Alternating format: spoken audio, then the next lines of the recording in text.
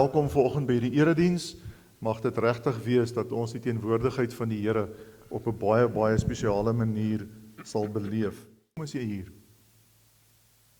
Hoekom is jy hier? Wil jy nie net vir 'n oomblik stil word en dit met die Here deel nie? Dalk is jy uit jou vel uit bly oor iets wat gebeur het. Of jy is diep bekommerd oor wat aan jou lewe aan die gebeur is. Sit en stil, word stil en deel dit met die Here. En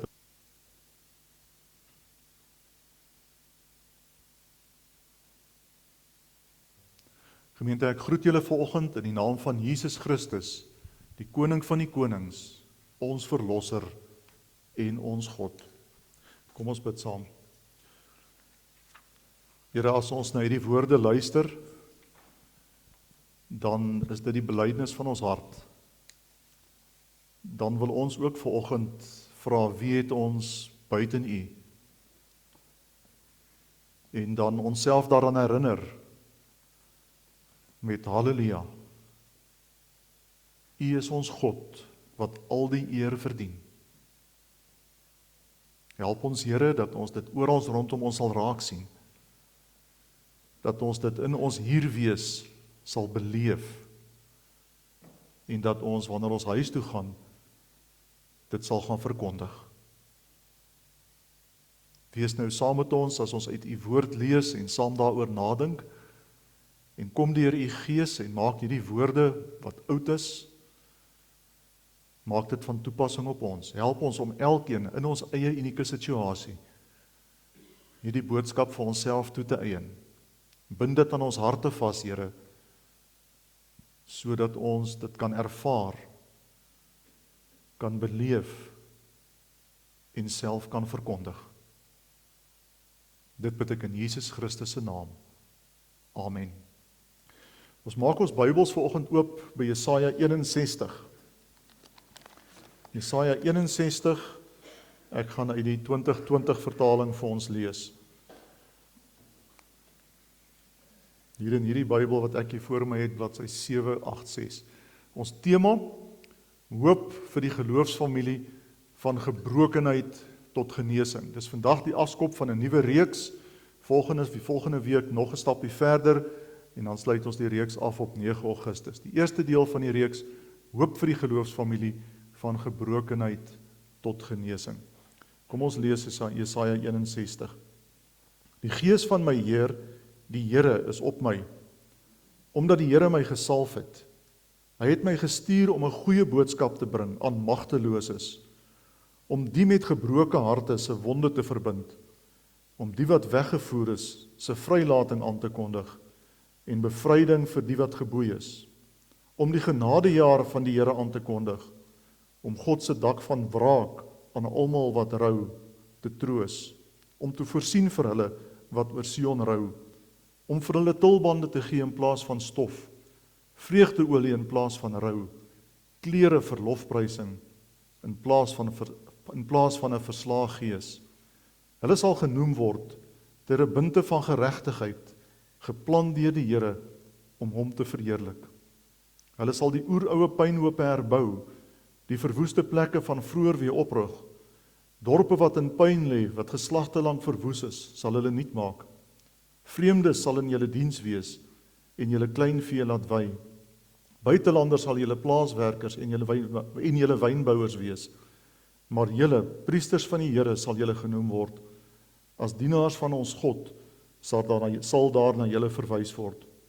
Die rykdom van nasies sal julle geniet en met luister sal julle spog. In plaas van julle skande word julle dubbel vergoed. Ja, in plaas van vernedering sal julle jubel oor julle deel. Daarom sal hulle 'n dubbel deel in die land besit. Daar sal hulle vir ewig in vreugde wees. Ons lees net tot sover vanoggend. Die wêreld waarin ons leef, vriende, smag na hoop. Dis waarom hierdie tema oor hoop vir die geloofsfamilie so ongelooflik belangrik is. Want dit gaan oor meer as net hoop. Dit gaan oor gebrokenheid en dit gaan oor genesing. Dit gaan oor die pad, die beweging van stikkend wees na heel word. Dis belangrik, want 'n gebrek aan hoop, kom ons noem dit vanoggend maar wanhoop, verwoes mense se lewens. Dit steel die manier waarop ons veronderstel is om te leef. Het jy al mooi daaroor nagedink? Die mensdom, mense soos jy en ek, is nie gemaak om in wanhoop te leef nie. Ons is gemaak om met hoop te leef. Ons is gemaak om goed te leef. Dis hoe God hierdie skepping gemaak het. Jy is nie in hierdie lewe om sonder hoop te wees nie. Jy is nie in hierdie lewe om stikkend en gebroken en bekommerd met wanhoop te leef nie. En tog gebeur dit. Ook met gelowiges. Al wil ons dit soms nie erken nie. Dit wat in die wêreld gebeur, wat rondom ons aan die gang is, steel ons hoop. Mense sê wat statistiek hou, die tyd waarin ons leef is die tyd waarin daar die meeste oorloë nog ooit in die geskiedenis van die wêreld aan die gang was. Die land waarin ons leef, steel ons hoop. Elke slaggat waardeur jy ry, elke keer wanneer jy nie water het nie, elke keer wanneer die krag afgaan, word jou hoop as dit ware weggekalwe en word die wanhoop groter en groter. En dan soek ons hoop op snaakse plekke, ons trek na ander plekke en ons dink dit gaan daar beter wees. Terwyl dit eintlik oor iets anders gaan, iets diepers, iets groters. Ek praat die afgelope week met iemand, of afgelope 2 weke met iemand, wat 'n werker wat vir 'n klomp jare by hom werk, vir 3 weke in sy motorhuis moes wegsteek, omdat die mense waar hy gewoon het gesê het, ons gaan jou doodmaak. Ons gaan jou doodmaak. Miskien is daar iets wat in jou eie lewe gebeur, wat jou hoop steel. Siekte, of kommer oor jou finansies, of hartseer en diep verlange na jou kinders wat ver is. As mens al hierdie goed so begin by mekaar tel, dan is die wêreld waarin ons leef eintlik 'n simpel plek. Dis 'n stikkende wêreld met stikkende mense.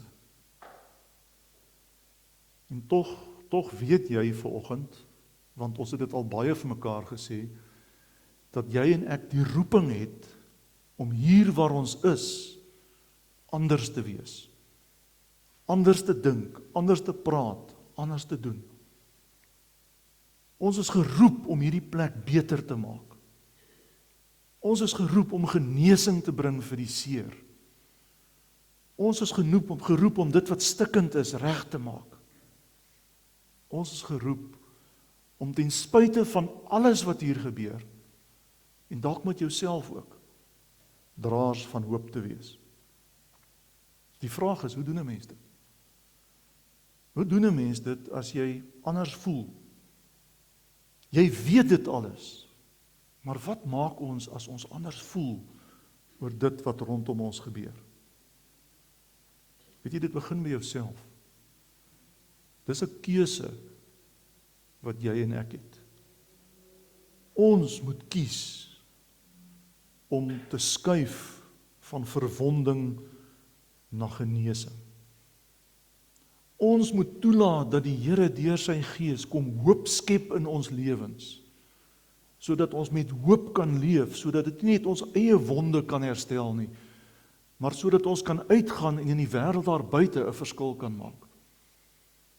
Ons moet kies om op so 'n manier te leef, dat hierdie geloofsfamilie van Linwood Rif 'n plek is waar genesing en herstel plaasvind, sodat ons kan uitgaan en die wêreld kan aanpak. Dis jou roeping. Dis jou roeping.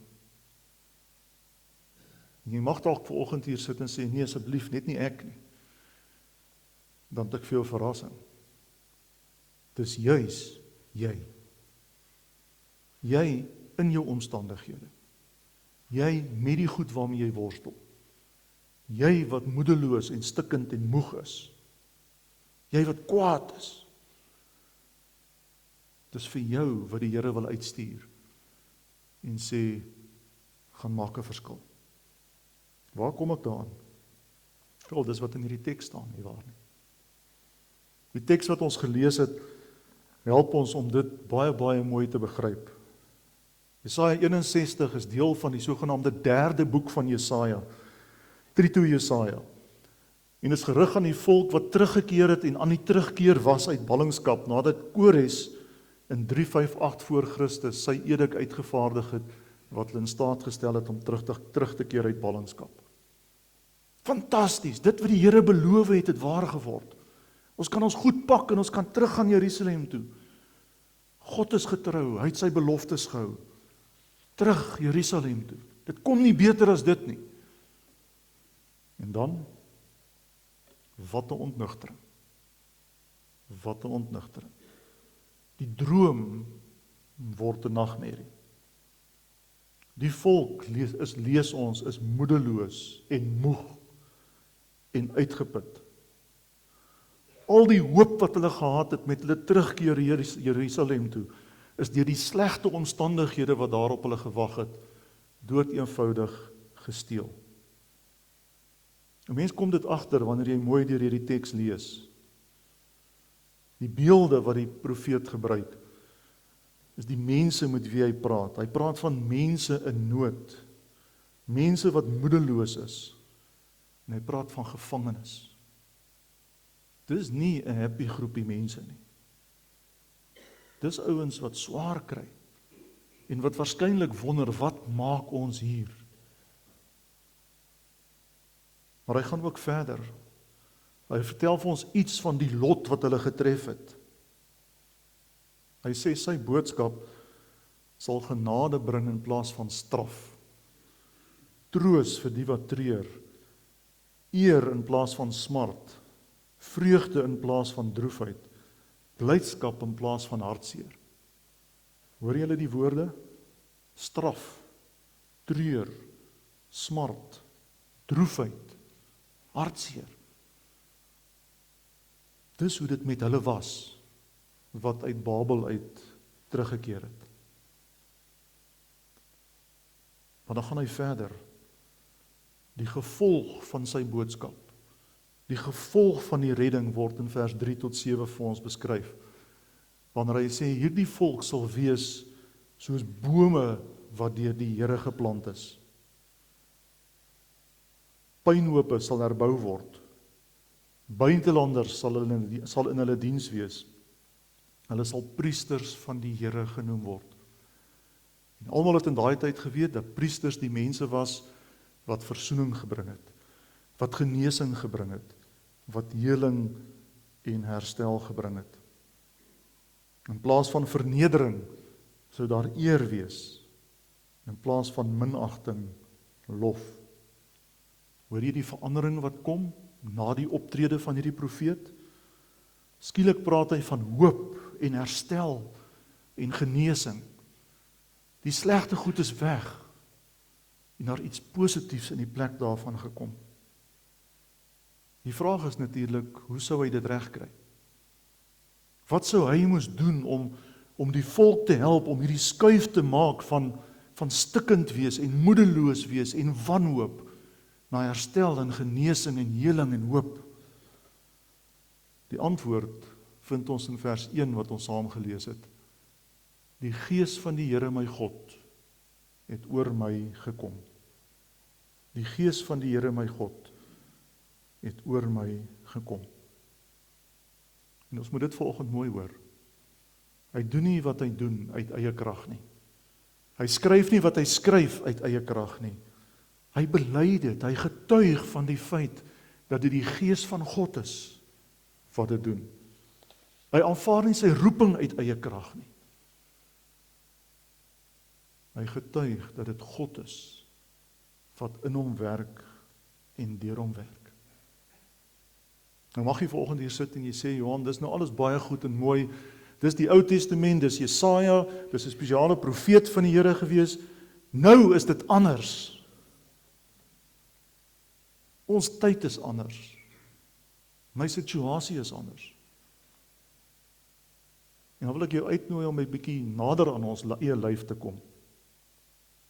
Want dis hierdie hoofstuk, Jesaja 61, wat Jesus gebruik met sy roepingsaanvaarding. En ons lees daarvan in Lukas 4, vers 16 tot 21, en ek wil hê jy moet dit saam met my lees vanoggend. Hy het ook in Nasaret gekom, waar hy groot geword het. En soos sy gewoonte was, het hy op die Sabbatdag na die sinagoge toe gegaan.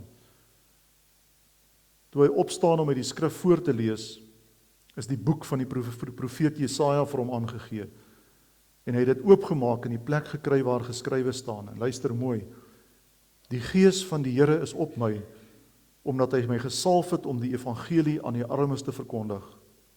Hy het my gestuur om vrylating vir gevangenes uit te roep, en herstel van gesig vir blindes, om onderdruktes in vryheid uit te stuur, om die genadejaar van die Here aan te kondig.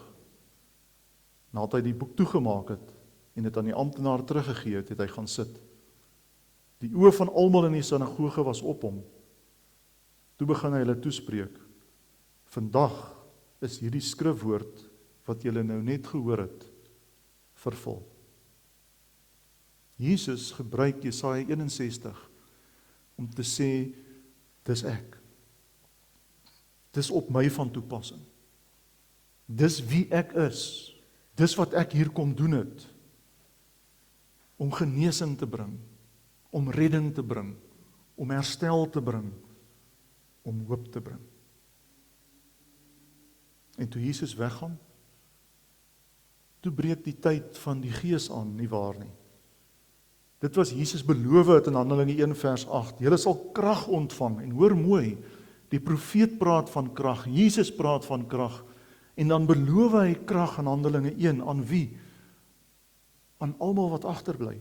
Julle sal krag ontvang wanneer die Heilige Gees oor julle kom, en julle sal my getuies wees in Jerusalem, sowel as in die hele Judea en in Samaria, tot in die uithoeke van die wêreld.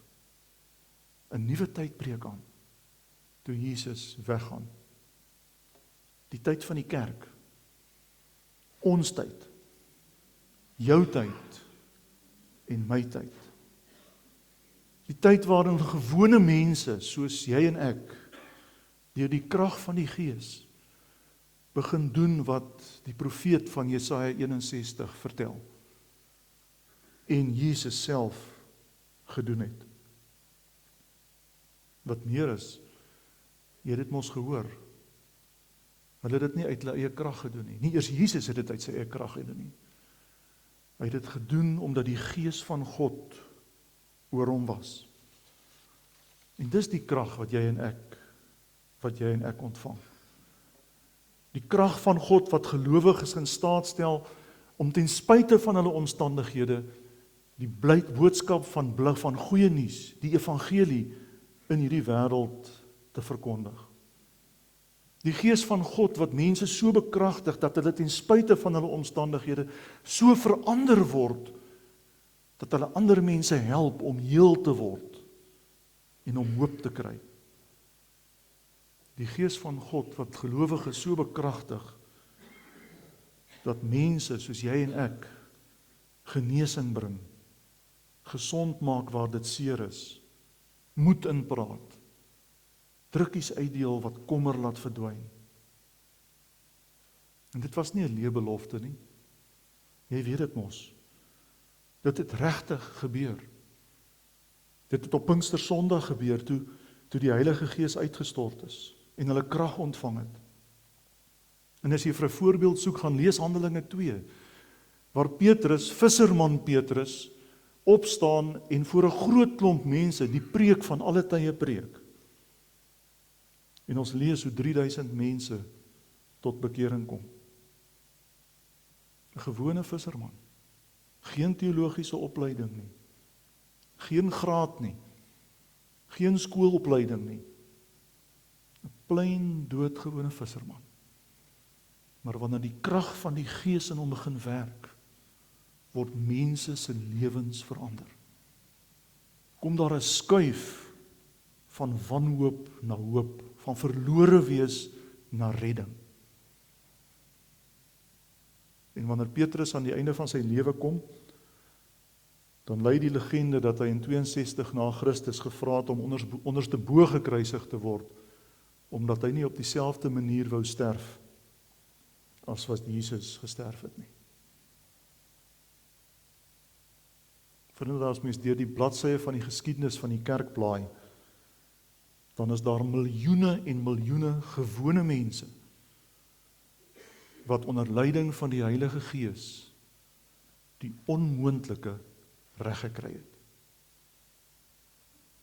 Gewone mense soos jy en ek, wat onder die krag van die Gees met hoop begin leef het, ten spyte van hulle omstandighede, en wat dit reg gekry het om genesing en heling en redding en verlossing in hierdie wêreld te verkondig, om die menslik onmoontlike te doen, om van hierdie plek 'n beter plek te maak. Hoe raak dit jou vanoggend? Ek wonder of jy besef dat dieselfde Gees wat oor die profeet gekom het, van wie ons in Jesaja 61 lees, en dieselfde Gees van wie Jesus praat in Lukas 4, is die Gees wat vanoggend binne in jou is. Binne in jou is. Dis nie 'n ander gees nie. Dis nie 'n minderwaardige gees nie. En dan is jou potensiaal, dan is die moontlikheid van dit wat jy kan doen en ek kan doen, ten spyte van wie ons is en ten spyte van waar ons is. Dit is dieselfde Gees wat binne in ons is om aan ons hoop te gee. Maak nie saak hoe sleg dit in hierdie wêreld gaan nie. Dit is dieselfde Gees wat kragtig in ons kan en wil werk, sodat die hoop wat ons ontvang kan oorspoel na ander mense, sodat jy en ek hier in die geloofsfamilie, maar ook daar buite mense kan wees wat hoop verkondig. En vanuit die hoop kom daar genesing en heling. En begin die mensdom leef soos wat ons veronderstel is om te leef. Ja, Johan, jy ken nie my omstandighede nie. Jy's reg. Ek ken dit nie. Maar die Here ken dit. Die Here ken dit. Hy weet vanoggend van jou. Hy weet waaroor jy bekommerd is. Hy weet waarmee jy sukkel. Hy weet waarvoor jy bang is. En jy's nie maar net 'n naamlose naam op 'n lys iewers in sy koninkryk nie. Hy het jou persoonlik gekies. En het jou ongelooflik lief. En hy het sy Gees in jou gegee die dag toe jy gesê het, Here, ek glo in U. En dis daardie Gees, sy Gees, die Gees van Jesaja 61, wat in jou is, wat jou kan help om die tree te gee, om die keuse te maak van wanhoop na hoop, van stikkend wees na genesing, van gebrokenheid na heling. En hier's die vraag wat jy jouself moet vra. Hoe kan die Here my gebruik? Hoe kan die Here my gebruik? Ten spyte van my omstandighede. Hier's die vraag wat ons as 'n geloofsfamilie dalk meer en meer vir mekaar moet vra. Hoe kan hy ons gebruik, ons wat op 'n oggend hier by mekaar is, om 'n verskil te maak hier waar ons saam is, en as ons hier uitgaan? Hy wil, en jy kan, want jy hoef dit nie uit jou eie krag te doen nie. Jy hoef net die Gees van God toe te laat, soos wat die profeet van Jesaja 61 dit gedoen het. En jy kan Jesaja 61 maar weer gaan lees. Dis nie sommer net woorde wat 'n mens lees nie. Dis diep goed waaroor hy praat. Dis groot skuwe wat moet plaasvind. Maar vir die Gees is dit moontlik. En jy kan gaan lees wat Jesus gedoen het toe hy hier op aarde was. Dis waartoe jy en ek in staat is. Deur die krag van die Gees. Wat nie net nou in jou gaan kom nie, of môre of oormôre wanneer jy iets aanvang nie. Wat in hierdie oomblik, hier en nou, binne in jou is. As jy daarvoor twyfel, gaan lees Romeine. Gaan lees Paulus se brief aan die Romeine. Hy het iets daarvan verstaan en het beleef en daarom skryf hy aan die Romeine, mense wat swaar gekry het. As julle dink dit gaan met ons swaar, gaan lees, gaan kyk wat het met die arme gelowiges in Rome gebeur in die tyd toe hy die Romeine brief aan hulle skryf. Hulle het regtig swaar gekry en dan skryf hy vir hulle in Romeine 5 vers 3 tot 5. Ons verheug ons in die swaar kry, want ons weet, swaar kry kweek volharding en volharding kweek egtheid van geloof en egtheid van geloof kweek hoop en die hoop beskaam nie. Want God het sy liefde in ons harte uitgestort deur die Heilige Gees wat hy aan ons gegee het. Sien jy mooi? Hoop, Heilige Gees in jou hart. Romeine 5:15 vers 13. Mag God die bron van hoop julle deur julle geloof met alle vreugde en vrede vervul, sodat julle hoop al sterker kan word deur die krag van die Heilige Gees. Ek dink ons maak baie keer die fout om te dink, ons is gered en ons het die Gees van God ontvang, sodat ons hemel toe kan gaan. En natuurlik is dit so. Natuurlik is ons almal op pad hemel toe as ons bely dat ons in Jesus Christus glo. Maar vriende, die uitdaging is hier en nou. Nie wanneer dit maklik gaan nie wanneer dit lekker is nie. Hier en nou, wanneer dit moeilik is en ons swaar kry.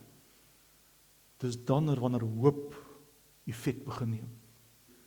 Wanneer die Gees van God se krag in werking kom. En wanneer jy en ek hier kan uitstap en in die wêreld daar buite 'n verskil gaan maak. Om met hoop te leef. Om 'n geloofsfamilie van hoop te wees. Hang nie van jou en van my af nie. Dit kom van die Here af. Die krag van die Gees bring dit in ons lewens in. Al wat ons moet doen is om beskikbaar te wees. Om diensbaar te wees. Iemand skryf so mooi, hy sê, Jesus het Jesaja 61 gebruik as die aanvaarding van sy roeping. En wanneer ons dit lees, herinner dit ons aan die roeping wat elkeen van ons ontvang het. Om hierdie wêreld 'n ander plek te maak. Hier waar ons elke dag is. Mense wat genesing bring aan 'n stikkende wêreld. Aan stikkende kinders en stikkende kleinkinders. En stikkende vriende, stikkende vriendinne. 'n Geloofsfamilie wat hier in die ooste van Pretoria anders is. 'n Verskil maak. Mense laat vra, maar wat het julle wat ons nie het nie, wat ons soek? Wanneer jy in die winkelsentrum instap. Wanneer jy by die haarkapper is. Wanneer jy saam met jou vriende en vriendinne kuier. Dis daar waar die tekkie die teer slaan. Ek wil afsluit. Jare gelede besoek ek as jong dominee 'n oom in 'n aftreeoord hier in Garsfontein. Hy was bedlêend en hy het sy bed gedraai dat hy by die venster kon uitkyk op die besige straat wat voor die aftreeoord verbygeloop het. As ek hom gekom het, want ek altyd vir hom gevra, oom, hoe gaan dit met jou? En sy antwoord was altyd, baie, baie goed, dankie, Johan. Gekluister aan 'n bed. En dan vertel hy vir my, hoeveel motors elke dag daar verby ry. Dan het hy boek gehou van elke kar wat hy kon sien. Watter soorte motors daar verby ry. En watter kleur die motors is, wat daar verby ry. En al die kere wat ek hom besoek het hy nooit oor die kos gekla nie. Die ander tannies het, maar hy het nie. Hy het nooit oor die diens gekla nie. Hy het nooit oor sy omstandighede gekla nie. Ek het gedink, ek gaan om hom te bemoedig. Tot ek op 'n dag daar weggestap het en besef het, die Here gebruik hierdie oom, deur die krag van die Gees, om my as jong dominee te bemoedig. Hoe kan hy jou gebruik? Hoe kan hy jou gebruik? Sien jy kans om dit verander te doen? Ek wil afsluit met 'n prentjie wat ek vir julle wil wys wat dit dalk alles saamvat. Na die onlangse groot vloede in die Oos-Kaap, waarin boere se oeste weggespoel het, neem iemand hierdie foto en hulle stuur dit vir my. Dis 'n mieliekop wat iewers van 'n plaas af met die Gamtoosrivier afgespoel het en wat tussen die puin en die opdrifsels op die strand beland het waar die Gamtoosrivier uitmond. Die mieliekop moes 'n hele paar weke daar gelê het.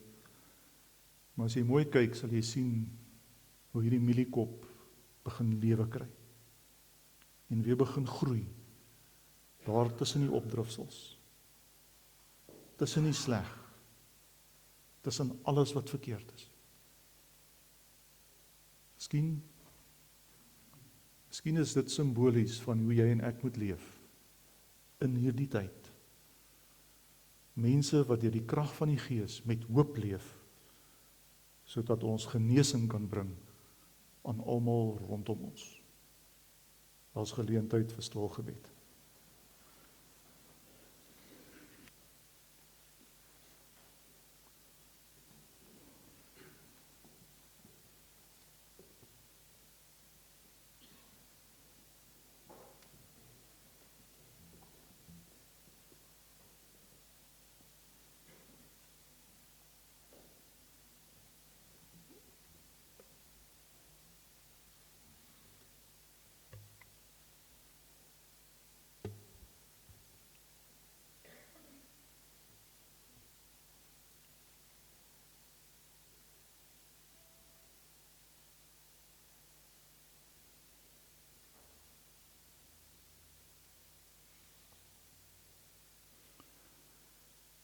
Here, ons bid vanoggend vir almal in ons wêreld wat vanoggend seer het en swaar kry.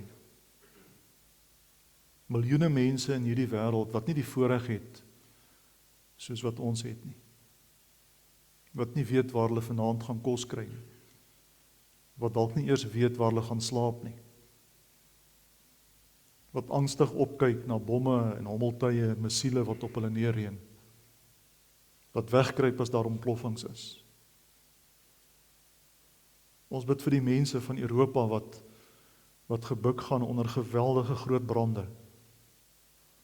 Ons verstaan daar niks van die Here. Ons ken ook nie hulle name nie. Maar as gelowiges, as 'n geloofsfamilie, bid ons vanoggend vir hulle, want ons weet, U ken hulle. Ons bid vir almal in ons land wat seer het en wat swaar kry. Ons bid ook vir hulle wat verkeerd doen. En wat hierdie land as het ware op die rand van chaos gebring het. Here, U is almagtig en U kan ingryp.